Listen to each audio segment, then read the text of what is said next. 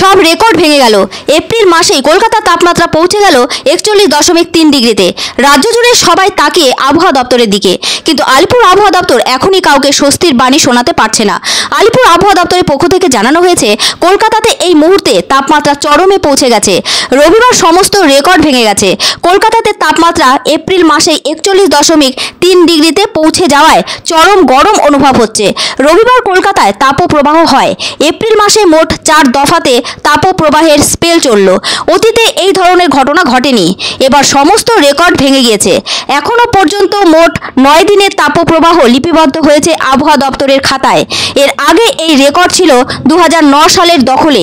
সেবার এপ্রিল মাসে মোট 2টি স্পেলে 8 দিন তাপপ্রবাহ ঘটেছিল। এবার সেই রেকর্ড ভেঙে গেল। আবহাওয়া দপ্তর সূত্রে জানা যাচ্ছে, এই মুহূর্তে স্বস্তির বাণী দেওয়া যাচ্ছে না। প্রচণ্ড উষ্ণ পশ্চিমের হাওয়ার দাপট চলছে বাংলায়। তবে আগামী 5 দিন এই একই তাপমাত্রা চলবে বঙ্গের দক্ষিণের জেলাগুলোতে। তাপমাত্রা কমবেও না, বাড়বেও না। একমাত্র স্বস্তির কিছুটা লক্ষণ দেখা যাচ্ছে উত্তরের 5 জেলায়। মঙ্গলবার থেকে কিছুটা মঙ্গল নেমে আসবে জলপাইগুড়ি, দার্জিলিং ও কালিম্পংয়ে। পরের দিন 1 জুন অর্থাৎ বুধবার কোচবিহার এবং আলিপুরদুয়ারেও বৃষ্টিপাত হওয়ার সম্ভাবনা রয়েছে। সঙ্গে বজ্র বিদ্যুৎ এবং দমকা হাওয়া বইবে। আলিপুর আবহাওয়া দপ্তরের মতে আরও 1 সপ্তাহ অপেক্ষা করতে হবে দক্ষিণের জেলাগুলোর মানুষদের। 5ই মে থেকে প্রচুর পরিমাণে জলীয় বাষ্প ঢুকবে গাঙ্গেয় দক্ষিণে, আর সেদিন থেকেই বড়সড় বৃষ্টিপাতের সম্ভাবনা থাকছে।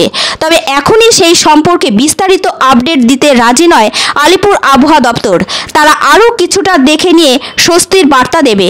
রবিবার আলিপুর আবহাওয়া দপ্তরের আঞ্চলিক অধিকর্তা সোমনাথ দত্ত বলেন, আপাতত মুক্তি পাচ্ছে না তাপপ্রবাহ থেকে গাঙ্গেয় দক্ষিণবঙ্গ। আগামী 5 দিন দক্ষিণবঙ্গের সব জেলায় কমলা সতর্কতা থাকবে। দক্ষিণবঙ্গের পাশাপাশি উত্তরবঙ্গের 3 জেলায় তাপপ্রবাহ থাকবে। জেলাগুলো হলো উত্তর ও দক্ষিণ দিনাজপুর এবং মালদা। দক্ষিণের জেলাগুলোর মধ্যে কলাইকুণ্ডাতে সবচেয়ে বেশি তাপমাত্রা অনুভূত হবে। সেখানে রবিবার সর্বোচ্চ তাপমাত্রা পৌঁছে যায় 45.8 ডিগ্রিতে। এছাড়াও বর্ধমান, ব্যারাকপুর, পানাগড়, বাঁকুড়া, ঝাড়গ্রাম ও মেদিনীপুরে তাপমাত্রা 43 ডিগ্রির বেশি ছিল। দমদম, কলকাতা, বিধাননগরের তাপমাত্রা 41 ডিগ্রির বেশি লিপিবদ্ধ হয়েছে। কোচবিহার, আলিপুরদুয়ার, জলপাইগুড়িতে তাপমাত্রা ছিল 34 ডিগ্রির আশপাশে। দার্জিলিংয়ে সর্বোচ্চ তাপমাত্রা পৌঁছে যায় 20 ডিগ্রিতে, যেটা অনেকটাই বেশি বিগত বছরগুলোর তুলনায়। আমরা একটা জিনিস দেখি আর কি, অ্যাকচুয়ালি আমরা তো যেমন সকালের অ্যানালিসিস করি, ইভিনিংয়ের দিকে আমরা একটা লক্ষ্য করছি যে আমাদের সাউথ বেঙ্গলে অত্যন্ত নিচু লেভেলে একটু করে মাঝে মাঝে সাদারলি, সাউথ ওয়েস্টার্লি উইন্ড ঢুকছে, কিন্তু ওটা এতই সামান্য যে ওটা আপনার কি হয়েছে, আমাদের থান্ডারস্টর্ম ডেভেলপ করতে বিশেষ কিছু হেল্প করছে না। আগামীকাল থেকে 7 তারিখ পর্যন্ত আমাদের যে অফিসিয়াল ফোরকাস্ট সেটা বলছে যে কোনো রকম একটা ইম্পর্টেন্ট জিনিস হচ্ছে কি, টেম্পারেচার কিন্তু বাড়ার আর সম্ভাবনা নেই। নর্থ বেঙ্গলে বেশ কয়েকটি জেলাতে প্রায় দিনই আপনার বৃষ্টিপাতের সম্ভাবনা আছে।